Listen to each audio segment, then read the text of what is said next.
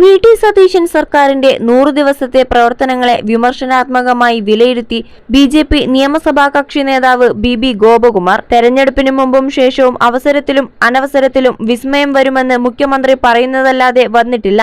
വാചക കസർത്തുകളുടെയും വമ്പൻ പ്രഖ്യാപനങ്ങളുടെയും പൊള്ളത്തരം വ്യക്തമായ 100 ദിനങ്ങളാണ് കടന്നുപോയത്. 100 ദിവസം കൊണ്ട് 10,000 കോടി രൂപയാണ് സർക്കാർ കടമെടുത്തത്. ഒരു ദിവസം 100 കോടി രൂപ കടമെടുക്കുന്ന സർക്കാർ കേരളത്തിന്റെ സമ്പദ്വ്യവസ്ഥ മെച്ചപ്പെടുത്താൻ ഭാവനപൂർണമായ യാതൊരു നടപടികളും നടപ്പാക്കിയിട്ടില്ലെന്നും മാതൃഭൂമി ദിനപത്രത്തിലെ ലേഖനത്തിൽ ബി ഗോപകുമാർ കുറ്റപ്പെടുത്തി. മുൻ സർക്കാരുകളുടെ പരാജയപ്പെട്ട നയങ്ങളുടെ തുടർച്ച മാത്രമാണ് ഈ സർക്കാർ. സംസ്ഥാനത്തിന്റെ ധനസ്ഥിതി കൂടുതൽ ദയനീയമായ അവസ്ഥയിലാണ്. ഇടതുപക്ഷക്കാർ പോലും വെറുത്തുപോയ പിണറായി വിജയന്റെ സർക്കാരിന്റെ തുടർച്ചയായി തന്നെയാണ് വി.ടി. സതീശൻ സർക്കാരിനെയും നിഷ്പക്ഷമതികൾ കാണുന്നത്. PSC നിയമനങ്ങൾ നടത്താതെ ചെറുപ്പക്കാരെ സർക്കാർ വഞ്ചിച്ചിരിക്കുകയാണ്. ആദ്യ 100 ദിവസത്തിൽ PSC റാങ്ക് ലിസ്റ്റുകൾ റദ്ദാക്കാനും പിൻവാതിൽ നിയമനങ്ങൾ പ്രോത്സാഹിപ്പിക്കാനുമാണ് സർക്കാർ ശ്രദ്ധിച്ചത്. സമരങ്ങളോടുള്ള സമീപനത്തിൽ പിണറായി വിജയന്റെ നേരനിയനാണ് വി.ടി. സതീശൻ.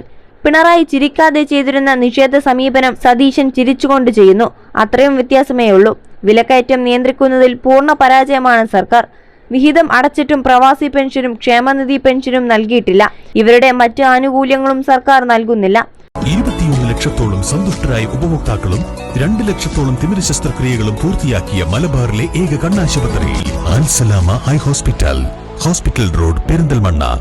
മന്ത്രിമാർ അറിയാതെ മുഖ്യമന്ത്രി തീരുമാനം എടുക്കുന്ന സാഹചര്യം പലതവണയുണ്ടായി. മന്ത്രിസഭയുടെ കൂട്ടുത്തരവാദിത്വം നഷ്ടപ്പെട്ടു. മന്ത്രിസഭയ്ക്ക് പുറത്ത് ചില രഹസ്യ കേന്ദ്രങ്ങളിൽ എടുക്കുന്ന തീരുമാനം മുഖ്യമന്ത്രി നടപ്പാക്കുന്നതായി സംശയിക്കേണ്ടിയിരിക്കുന്നുവെന്നും ഗോപകുമാർ ആരോപിച്ചു. പാവപ്പെട്ട കുട്ടികൾക്ക് പ്രയോജനകരമായ PM ശ്രീ പോലെയുള്ള പദ്ധതികളോട് പുറംതിരിഞ്ഞു നിൽക്കുന്നതിന് കാരണം ജമാഅത്തെ ഇസ്ലാമികളുടെയും തീവ്രമത ശക്തികളുടെയും ഭീഷണിയാണ്. നിരാശയും ആശങ്കയും മാത്രമാണ് സതീശൻ സർക്കാരിന്റെ ആദ്യത്തെ 100 ദിവസങ്ങൾ പൂർത്തിയാക്കുമ്പോൾ ബാക്കിയാകുന്നത്. വിഴിഞ്ഞം പദ്ധതി അടക്കം കേന്ദ്ര പദ്ധതികളുടെ ക്രെഡിറ്റ് അടിച്ചെടുക്കുന്ന മുഖ്യമന്ത്രി കേരളത്തിന്റെ സമ്പദ്വ്യവസ്ഥ വിപുലീകരിക്കാൻ യാതൊന്നും ചെയ്തിട്ടില്ല. കേന്ദ്ര സർക്കാർ നൽകുന്ന വികസന ഫണ്ടുകൾ കൃത്യമായി വിനിയോഗിക്കാനോ സംസ്ഥാനത്തിന്റെ സ്വന്തം നികുതി വരുമാനം വർദ്ധിപ്പിക്കാനോ ഈ സർക്കാരിന് കഴിഞ്ഞിട്ടില്ല. കേന്ദ്ര ഫണ്ടുകളും പദ്ധതികളും കൃത്യമായി വിനിയോഗിച്ച് തൊഴിലാളികളിലേക്ക് എത്തിക്കുന്നതിൽ സതീശൻ സർക്കാർ പരാജയപ്പെട്ടു. കേരളത്തിൽ ക്രമസമാധാനം പൂർണ്ണമായും തകർന്നു. പോലീസിനെയും സർക്കാർ വകുപ്പുകളെയും പൂർണ്ണമായി രാഷ്ട്രീയവൽക്കരിച്ചതിനാൽ ഭരണസ്തംഭനത്തിലേക്കാണ് സംസ്ഥാനം നീങ്ങുന്നത്. PR ഏജൻസികളുടെ പരസ്യങ്ങളിലൂടെയല്ല, ജനങ്ങളുടെ ജീവിതാനുഭവങ്ങളിലൂടെയാണ് ഭരണത്തിന്റെ വിജയം അളക്കേണ്ടത്.